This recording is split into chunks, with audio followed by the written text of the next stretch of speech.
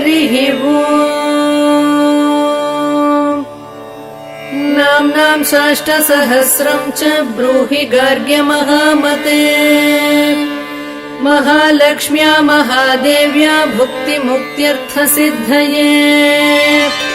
गार्ग्य उवाच सनत्कुमारमासीनं द्वादशादित्यसन्निभम् अपृच्छन् योगिनो भक्त्या योगिनामर्थसिद्धये। सर्वलौकिककर्मभ्यो विमुक्तानां हिताय वै भुक्तिमुक्तिप्रदं जप्यम् अनुब्रूहि दयानिधे। सनत्कुमार भगवन् सर्वज्ञोऽसि विशेषतः। आस्तिक्यसिद्धये नॄणां क्षिप्रधर्मार्थसाधनम्। खिद्यन्ति मानवाः सर्वे धनाभावेन केवलम्। सिद्ध्यन्ति धनिनोऽन्यस्य नैव धर्मार्थकामनाः।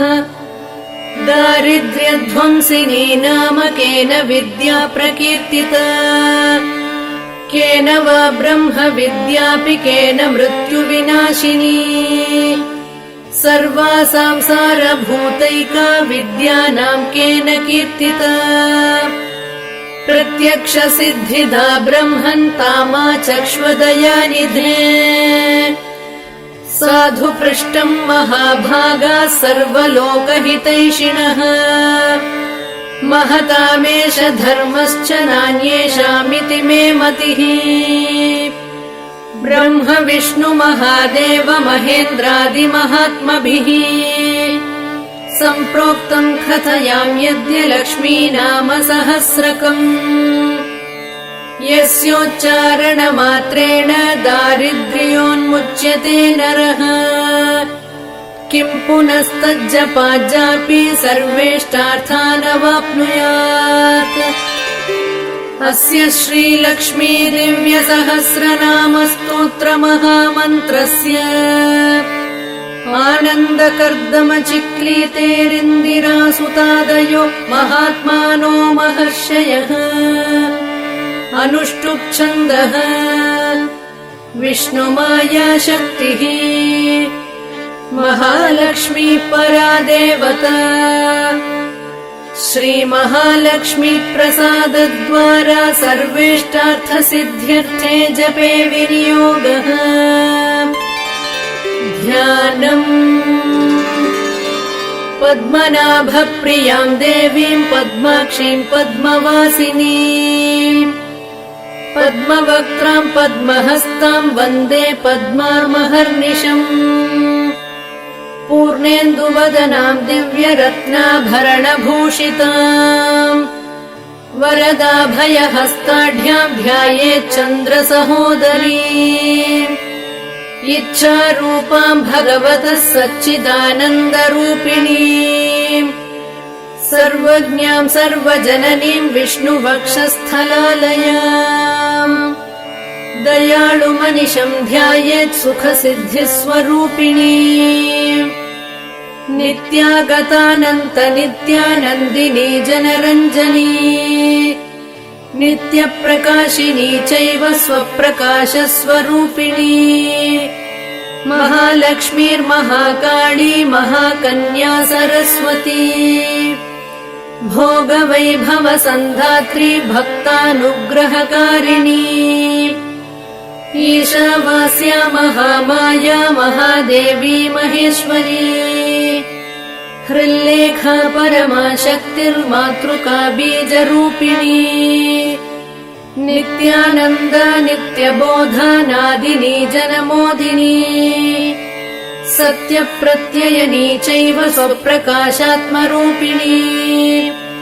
त्रिपुरा भैरवी विद्या हंसा वागीश्वरी शिवा। वाग्देवी च महारात्रिः कालरात्रिस्त्रिलोचना। भद्रकाली कराळी च महाकाली तिलोत्तमा। काली कराळवक्त्रान्ता कामाक्षी कामदा शुभा। चण्डिका चण्डरूपेशा चामुण्डा चक्रधारिणी।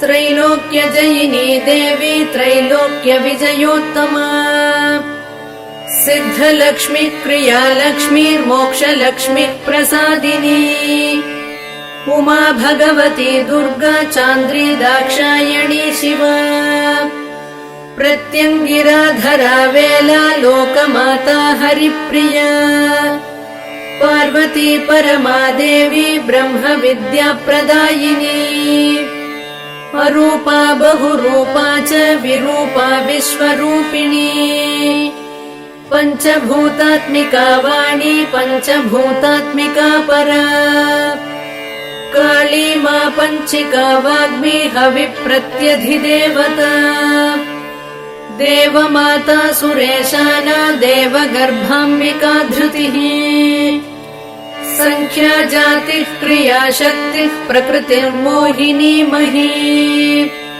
यज्ञविद्या महाविद्या गुह्यविद्या विभावरी ज्योतिष्मती महामाता सर्वमन्त्रफलप्रदा दारिद्र्यध्वंसिनी देवी हृदयग्रन्थिभेदिनी सहस्रादित्यसङ्काशा चन्द्रिका चन्द्ररूपिणी गायत्री सोमसम्भूतिः सावित्री प्रणवात्मिका शाङ्करी वैष्णवी ब्राह्मी सर्वदेव नमस्कृता सेव्य दुर्गा कुबेराक्षी करवीरनिवासिनी जया च विजया चैव जयन्ती चापराजिता कुब्जिका कालिका शास्त्री वीणा पुस्तकधारिणी सर्वज्ञशक्तिः श्रीशक्तिर्ब्रह्म विष्णु शिवात्मिका इडा पिङ्गलिका मध्या मृणाली तन्तुरूपिणी यज्ञेशानी प्रथा दीक्षा दक्षिणा सर्वमोहिनी अष्टाङ्गयोगिनी देवी निर्बीजध्यानगोचरा सर्वतीर्थस्थिता शुद्धा सर्वपर्वतवासिनी वेदशास्त्रप्रभा देवी षडङ्गादिपदक्रमा शिवा धात्री शुभानन्दा यज्ञकर्मस्वरूपिणी व्रतिनी मेनका देवी ब्रह्माणी ब्रह्मचारिणी एकाक्षरपरा तारा भवबन्धविनाशिनी विश्वम्भरा धरा धारा निराधाराधिकस्वरा राका कुहूरमावास्या पूर्णिमानुमतिद्युतिः सिनीवाली शिवावस्या वैश्वदेवी पिशङ्गिला पिप्पला च विशालाक्षी रक्षोघ्नी वृष्टिकारिणी दुष्टविद्राविणी देवी सर्वोपद्रवनाशिनी शारदा शरसन्धाना सर्वशस्त्रस्वरूपिणी युद्धमध्यस्थिता देवी सर्वभूतप्रभञ्जनी अयुद्धा युद्धरूपा च शान्ता शान्तिस्वरूपिणी गंगा सरस्वती वेणी यमुना नर्मदापगा समुद्रवसनावासा ब्रह्माण्ड श्रोणिमेखला पञ्चवक्त्रा दशभुजा शुद्धस्फटिकसन्निभा रक्ता कृष्णा सिता पीता सर्ववर्णा निरीश्वरी कालिका चक्रिका देवी सत्या तु बटुका स्थिता तरुणी वारुणी नारी ज्येष्ठा देवी सुरेश्वरी विश्वम्भरा धरा कर्त्री गणार्गण विभञ्जनी सन्ध्या रात्रिर्दिवा ज्योत्स्ना कला काष्ठा निमेषिका उर्वी कात्यायनी शुभ्रा संसारार्णवतारिणी कपिला कीलिका शोका मल्लिका नवमालिका देविका नन्दिका शान्ता भञ्जिका भयभञ्जिका कौशिकी वैदिकी देवी सौरी रूपाधिकातिभा दिग्वस्त्रा नववस्त्रा च कन्यका कमलोद्भवा श्री सौम्यलक्षणातीत दुर्गा सूत्र प्रबोधिका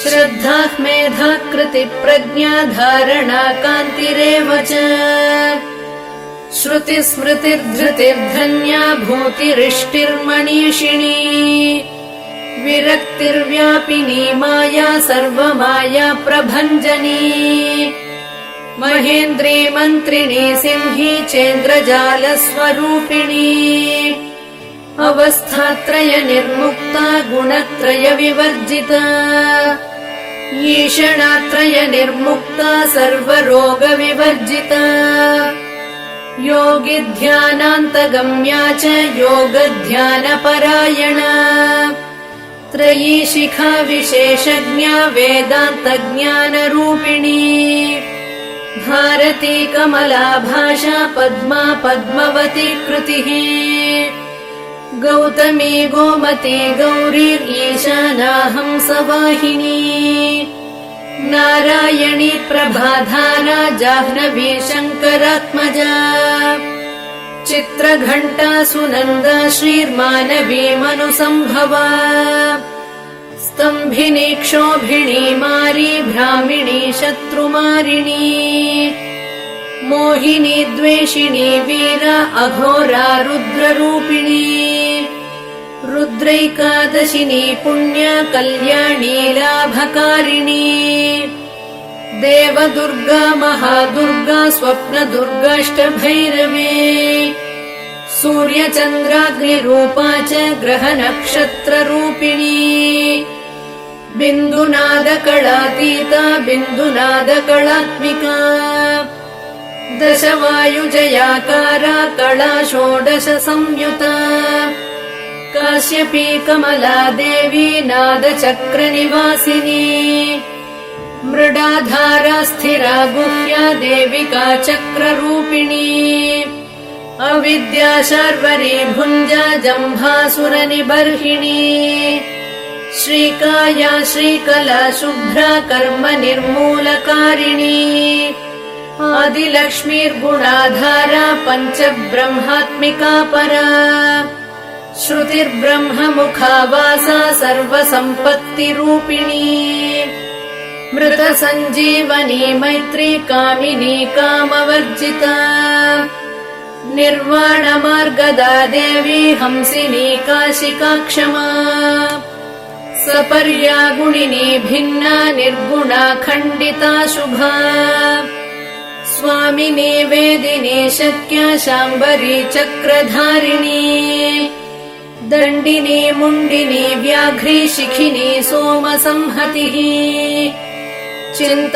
चिन्तामणिश्चिदानन्दा पञ्चबाणा प्रबोधिनी बाणश्रेणिः सहस्राक्षी सहस्रभुजपादुका सन्ध्यावलिस्त्रिसन्ध्याख्या ब्रह्माण्डमणिभूषणा वासवी वारुणी सेना कुलिका मन्त्ररञ्जनी जितप्राणस्वरूपा च कान्ता काम्यवरप्रदा मन्त्रब्राह्मण विद्यार्थानादरूपा हविष्मती आथर्वणि श्रुतिः शून्या कल्पना वर्जिता सती सत्ता जातिः प्रमामेया प्रमितिः प्राणदा गतिः अवर्णा पञ्चवर्णा च सर्वदा भुवनेश्वरी त्रैलोक्यमोहिनी विद्या सर्वभर्त्रीक्षराक्षरा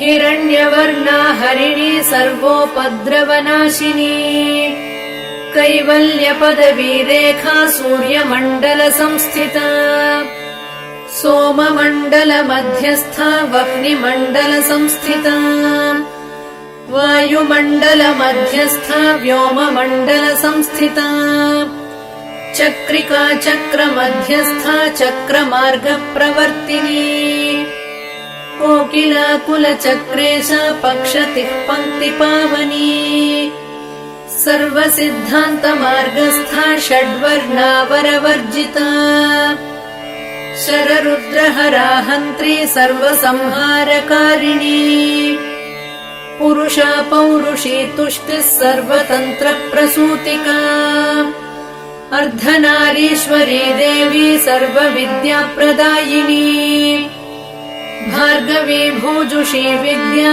सर्वोपनिषदा स्थिता व्योमकेशाखिलप्राणा पञ्चकोशविलक्षणा पञ्चकोशात्मिका प्रत्यक् पञ्चब्रह्मात्मिका शिवा जगज्जराजनित्री च पञ्चकर्मप्रसूतिका वाग्देव्याभरणाकारा सर्वकाम्यस्थिता स्थितिः अष्टादश चतुष्षष्टिपीठिका विद्यया युता कालिकाकर्षणश्यामा यक्षिणी किन्नरेश्वरी केतकी मल्लिका शोकवाराही धरणी ध्रुवा नारसिंही महोग्रास्या भक्तानामार्तिनाशिनी अन्तर्बला स्थिरा लक्ष्मीर्जरा मरणनाशिनी श्रीरञ्जिता महामाया सोमसूर्याग्निलोचना अदितिर्देवमाता च अष्टपुत्राष्टयोगिनी अष्टप्रकृतिरष्टाष्टविभ्राजद्विकृताकृतिः दुर्भिक्षध्वंसिनी देवी सीता सत्या च रुक्मिणी ख्यातिजा भार्गवी देवी देवयोनिस्तपस्विनी शाकम्भरी महाशोणा गरुडोपरि संस्थिता सिंहगा व्याघ्रगा देवी वायुगा च महादृगा अकारादिक्षकारान्ता सर्वविद्याधिदेवता मन्त्रव्याख्यान निपुणा ज्योतिश्शास्त्रैकलोचना इडा पिङ्गलिका मध्या सुषुम्ना ग्रन्थिभेदिनी कालचक्राश्रयोपेता कालचक्रस्वरूपिणी वैशारदी मतिश्रेष्ठा वरिष्ठा सर्वदीपिका वैनायकी वरारोहा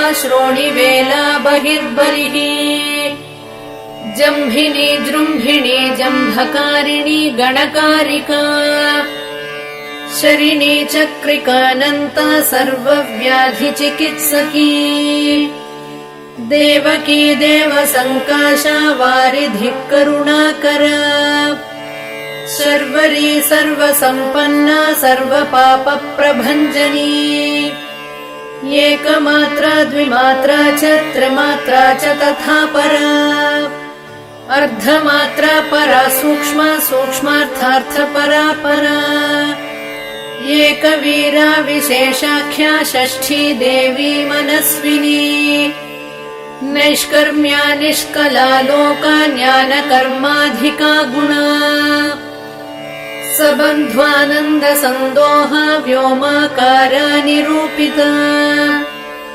गद्यपद्यात्मिका वाणी सर्वालङ्कार संयुता साधुबन्धपदन्यासा सर्वौको घटिका बलिः षट्कर्मा कर्कशाकारा सर्वकर्म विवर्जिता आदित्यवर्णा चापर्णा कामिनी वररूपिणी ब्रह्माणि ब्रह्मसन्ताना वेदवागीश्वरी शिवा पुराणन्यायमीमांसा धर्मशास्त्रागमश्रुता सद्यो वेदवती सर्वा हंसी विद्याधिदेवता विश्वेश्वरी जगद्धात्री विश्वनिर्माणकारिणी वैदिकी वेदरूपा च कालिका कालरूपिणी नारायणी महादेवी सर्वतत्त्वप्रवर्तिनी हिरण्यवर्णरूपा च हिरण्यपदसम्भवा कैवल्यपदवी पुण्या कैवल्यज्ञानलक्षिता ब्रह्मसम्पत्तिरूपा च ब्रह्मसम्पत्तिकारिणी वारुणी वारुणाराध्या सर्वकर्मप्रवर्तिनी एकाक्षरपरा युक्ता सर्वदारिद्र्यभञ्जिनी पाशाङ्कुशान्विता दिव्या वीणा व्याख्याक्षसूत्रभृत् एकमूर्तिस्त्रये मूर्तिर्मधुकैटभभञ्जिनी साङ्ख्या साङ्ख्यवती ज्वाला ज्वलन्ती कामरूपिणी जाग्रती सर्वसम्पत्तिः सुषुप्ता स्वेष्टदायिनी कपालिनी महादंष्ट्रा भ्रुकुटी कुटिलानना सर्वावासा सुवासा च बृहत्यष्टिश्च शक्वरी छन्दो गणप्रतिष्ठा च कल्माशी करुणात्मिका चक्षुष्मती महाघोषा खड्गचर्मधरा शनिः शिल्पवैचित्र्यविद्योता सर्वतो भद्रवासिनी अचिन्त्यलक्षणाकारा सूत्रभाष्यनिबन्धना सर्ववेदार्थसम्पत्तिः सर्वशास्त्रार्थमातृका अकारादिक्षकारान्त सर्ववर्णकृतस्थला सर्वलक्ष्मीः सदानन्दा सारविद्या सदाशिवा सर्वज्ञा सर्वशक्तिश्च खेचरी रूपगोच्छ्रुता अणिमादिगुणोपेता पराकाष्ठा परागतिः हंसयुक्तविमानस्था हंसारूढा शशिप्रभा भवानी वासनाशक्तिराकृतिस्थाखिलाखिला तन्त्रहेतुर्विचित्राङ्गी व्योमगङ्गा विनोदिनी वर्षा च वार्षिकी चैव ऋग्यजुस्सामरूपिणी महानदी नदी पुण्या अगण्यागण्यगुणक्रिया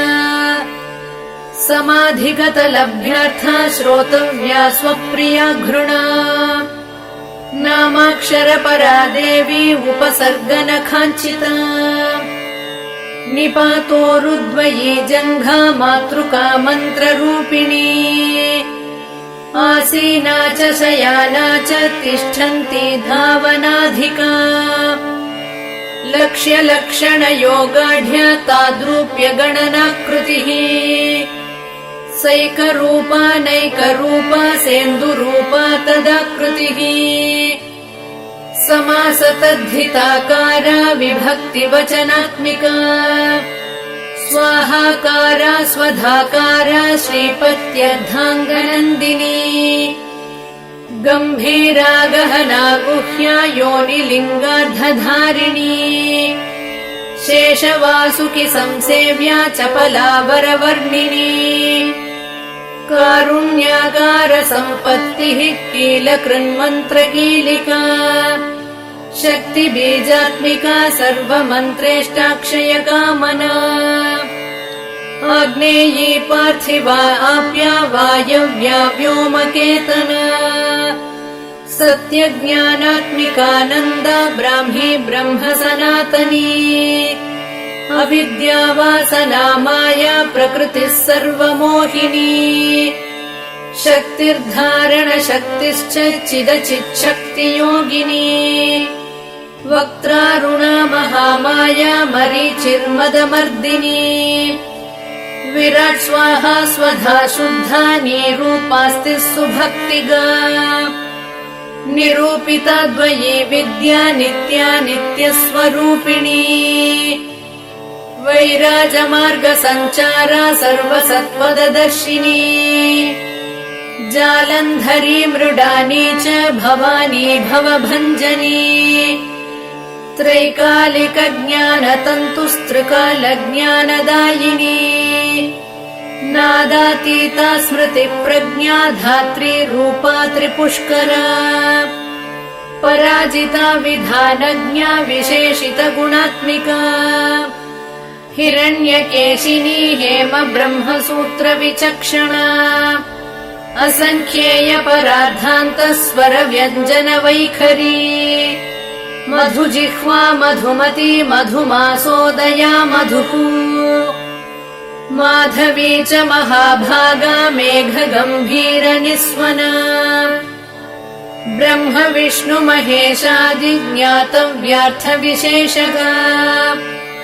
नाभौ वह्निशिखाकारा ललाटे चन्द्रसन्निभा भ्रूमध्ये भास्कराकारा सर्वताराकृतिर्हृदि कृत्तिकादिभरण्यन्त नक्षत्रेष्ट्यार्चितोदया ग्रहविद्यात्मिका ज्योतिर्ज्योतिर्विन्मति जीविका ब्रह्माण्ड गर्भिणी बाला सप्तावरणदेवता वैराजोत्तम साम्राज्य कुमार कुशलोदया बगळा भ्रमराम्बा च शिवदूती शिवात्मिका मेरुविन्ध्याति संस्थाना काश्मीरपुरवासिनी योगनिद्रा महानिद्रा विनिद्रा राक्षसाश्रिता सुवर्णदा महागङ्गा पञ्चाख्या पञ्चसंहतिः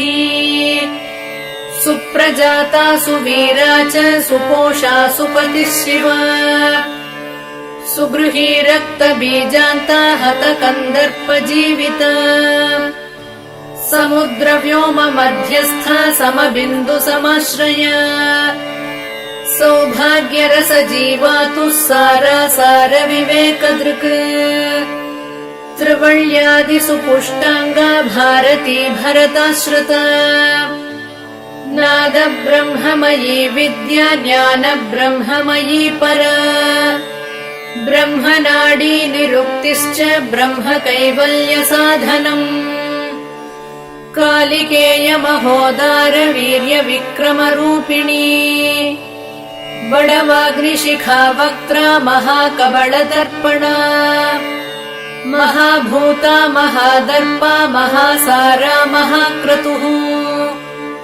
पञ्चभूत महाग्रासा पञ्चभूताधिदेवता सर्वप्रमाणा सम्पत्तिः सर्वरोगप्रतिक्रिया ब्रह्माण्डान्तर्बहिर्व्याप्ता विष्णुवक्षो विभूषिणी शाङ्करी विधिवक्त्रस्था प्रवरावरहेतुकी हेममाला शिखामाला त्रिशिखा पञ्चमोचना सर्वागम सदाचार मर्यादा यातु भञ्जनी पुण्यश्लोक प्रबन्धाढ्या सर्वान्तर्यामि रूपिणी सामगान समाराध्या श्रोतृर्कर्णरसायना जीवलोकैकजीवातुर्भद्रोदार विलोकना तटित्कोटिलसत्कान्तिस्तरुणी हरिसुन्दरी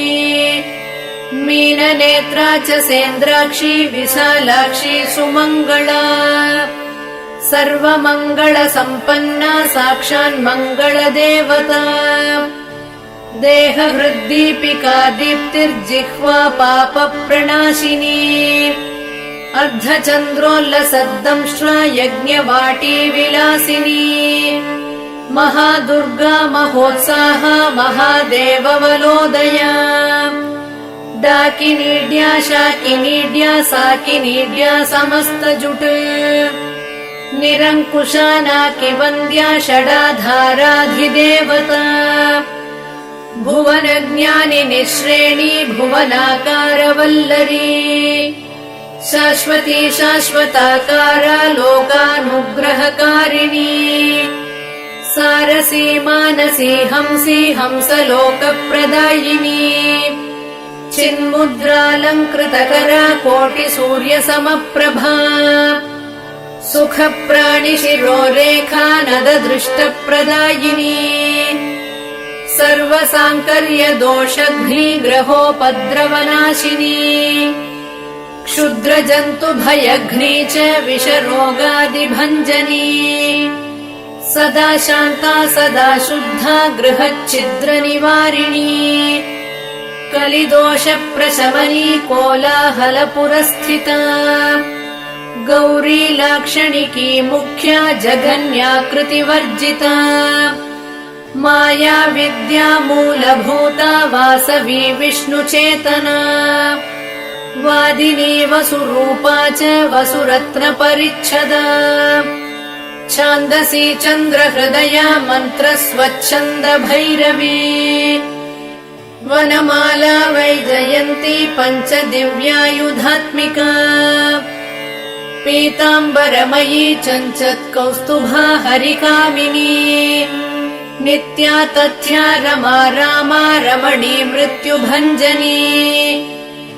ज्येष्ठा काष्ठा धनिष्ठान्ता शराङ्गी निर्गुणप्रिया मैत्रेया मित्रविन्दा च शेषकलाशया वाराणसी वासलभ्या च आर्यावर्तजनस्तुता जगदुत्पत्ति संस्थान संहारत्रयकारणम् त्वमम्ब विष्णु सर्वस्वं नमस्तेऽस्तु महेश्वरी नमस्ते सर्वलोकानां जनन्यै पुण्यमूर्तये सिद्धलक्ष्मीर्महाकाली महालक्ष्मी नमोऽस्तुते सद्यो जातादि पञ्चाग्निरूपा पञ्चकपञ्चकम् यन्त्रलक्ष्मीर्भवत्यादिराद्याद्येते नमो नमः सृष्ट्यादिकारणाकार वितते दोषवर्जिते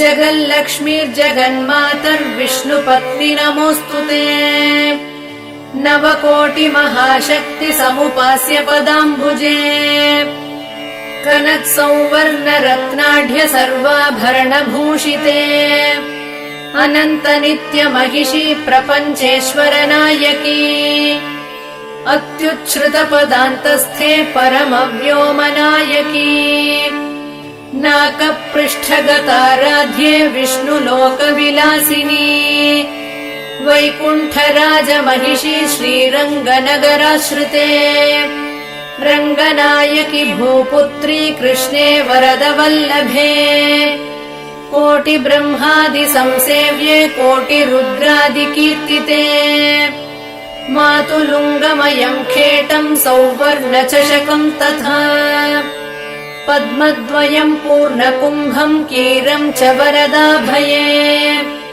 पाशमङ्कुशकम् शङ्खम् चक्रम् शूलम् कृपाणिकाम् धनुर्बाणौ चाक्षमालाम् चिन्मुद्रामपि बिभ्रति अष्टादश भुजे लक्ष्मी महाष्टादश पीठगे भूमिनीलादिसंसेव्ये स्वामि चित्तानुवर्तिनी पद्मे पद्मालये पद्मी पूर्णकुम्भाभिषेचिते इन्दिरेन्दिराभाक्षी क्षीरसागरकन्यके भार्गवित्वम् स्वतन्त्रेच्छा वशीकृत जगत्पतिः मङ्गलम् मङ्गलानाम् त्वम् देवतानाम् च देवता त्वमुत्तमोत्तमानाम् च त्वम् श्रेयः परमामृतम् धनधान्याभिवृद्धिश्च सार्वभौमसुखोच्छ्रया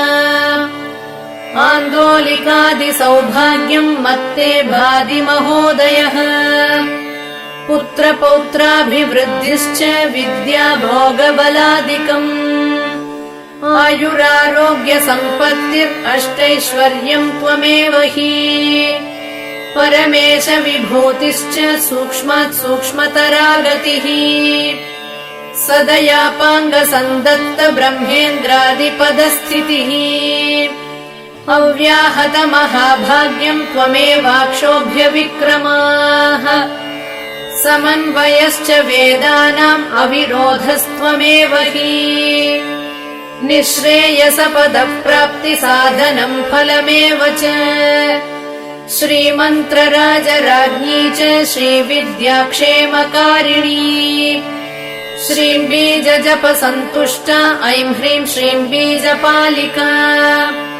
प्रपत्तिमार्गसुलभा विष्णुप्रथमकिङ्करी क्लीङ्कारार्थसवित्री च सौमङ्गल्याधिदेवता श्रीषोडशाक्षरी विद्या श्रीयन्त्रपुरवासिनी सर्वमङ्गलमाङ्गल्ये शिवे सर्वार्थसाधिके शरण्ये त्र्यम्बके गौरी नारायणि नमोऽस्तुते पुनः पुनर्नमस्तेऽस्तु साष्टाङ्गमयुतम् पुनः सनत्कुमार उवाच एवं स्तुता महालक्ष्मीर्ब्रह्मरुद्रादिभिः सुरैः न मद्भिरार्तैर्दीनैश्च निःस्वत्वैर्भोगवर्जितैः ज्येष्ठाजुष्टैश्च निःश्रीकैः संसारास्वपरायणैः विष्णुपत्नी ददौ तेषाम् दर्शनम् दृष्टितर्पणम् शरत्पूर्णेन्दुकोट्याभधवलापाङ्गवीक्षणैः सर्वान् सत्त्वसमाविष्टान् चक्रे हृष्टावरम् ददौ महालक्ष्मीरुवाच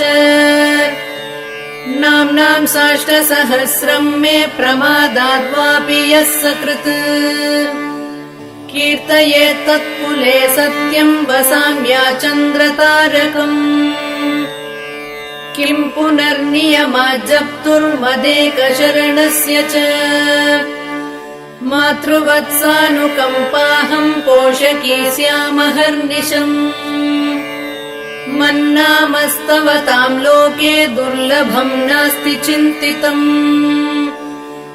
मत्प्रसादेन सर्वेऽपि स्वस्वेष्टार्थमवाप्स्यथ